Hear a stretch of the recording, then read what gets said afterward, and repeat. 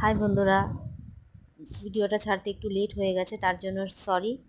আমাদের এক অফিসের দিদির জন্মদিন ছিল। সেই জন্মদিনে দিদি খাওয়া দাওয়া করিয়েছে, সেটা তোমাদের সাথে শেয়ার করছি।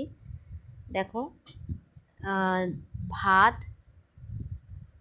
ডাল, পুঁই শাক মাছের মাথা দিয়ে, কাতলা মাছের কালিয়া, আমের চাটনি আর রসগোল্লা। খুব সুন্দর রান্নাবান্না হয়েছিল। তো অনেকদিন বাদেই সত্যি কথা বলতে একসাথে সব খাওয়া দাওয়া করেছি, খুবই ভালো লাগছে, সেটাই তোমাদের সাথে শেয়ার করছি।